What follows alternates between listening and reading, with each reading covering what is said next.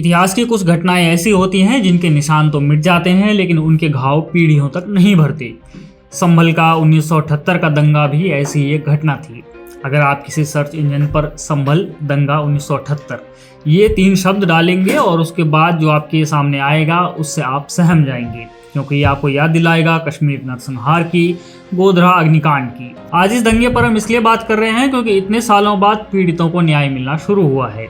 योगी आदित्यनाथ सरकार ने आज संभल के दंगा पीड़ित रस्तोगी परिवार की घर वापसी की है, यानी उन्हें सरकारी जमीन पर 100 वर्ग मीटर का पट्टा सौंप दिया है जिस पर वो अपनी घर गृहस्थी दोबारा बसा सकते हैं। इन दंगा पीड़ित परिवारों को इस न्याय का इंतजार बीते 46 वर्षों से रहा है और किसी भी सरकार में ये हिम्मत नहीं थी कि वो उन्हें न्याय दिलवाए। और न्याय केवल जमीन दिलवाने का नहीं होता है बल्कि सुरक्षा की भावना का भी है कि अगर वो वापस अपने घर लौटे तो उन्हें 1978 का वो मंजर दोबारा न देखना पड़े। तो आखिर क्या था वो मंजर और कितना महत्व है इन परिवारों की संभल वापसी का, जानेंगे इस वीडियो में। 1978 वो साल जब संभल मजहबी फसाद की आग में झुलस गया था। संभल के इतिहास का ये सबसे बड़ा और भीषण दंगा जिसमें 1 महीने तक कर्फ्यू लगा रहा। उस समय जो हुआ उसने केवल लोगों की जान नहीं ली बल्कि पूरे शहर की तस्वीर बदल दी। शहर की डेमोग्राफी बदल गई। कई हिंदू परिवारों ने अपना घर और व्यापार छोड़कर अन्य शहरों में पलायन कर दिया। लेकिन दंगे केवल आंकड़े नहीं होते, उनके पीछे ऐसे परिवार होते हैं जिनकी दुनिया एक ही दिन में उजड़ जाती है। ऐसा ही एक रस्तोगी परिवार भी था। ये दर्दनाक कहानी 29 मार्च 1978 की है। मुसलमानों की भीड़ ने संभल में पुलिस चौकी से महज 50 मीटर दूर रामशरण दास रस्तोगी को उनकी अपनी ही दुकान से उठा लिया था। इसके बाद मुसलमान दंगाइयों ने उनके टुकड़े टुकड़े कर हत्या कर दी।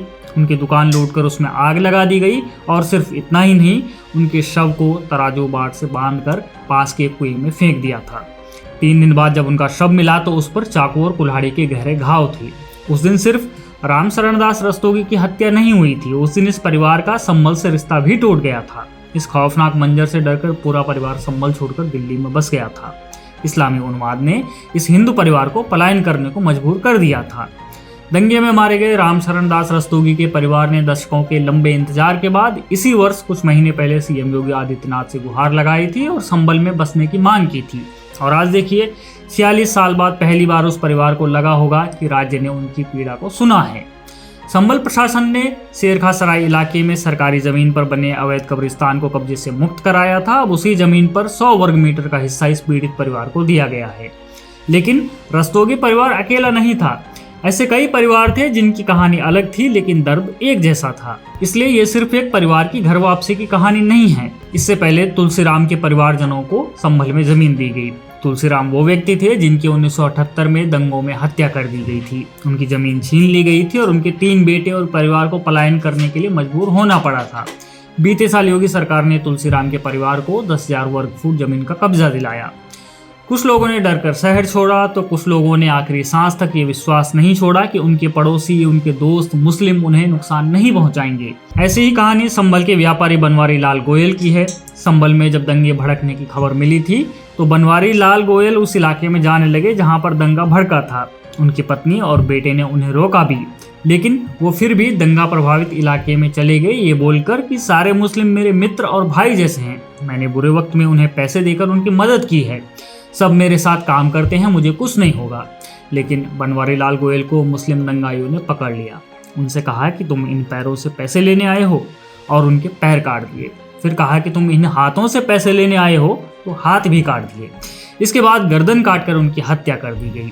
इस दौरान बनवारी लाल गिड़गिड़ाते रहे कि मुझे इतनी बेरहमी से मत काटो, इससे बेहतर है कि एक बार में ही मुझे गोली मार दो। लेकिन एक भी मुसलमान सुनने वाला नहीं था।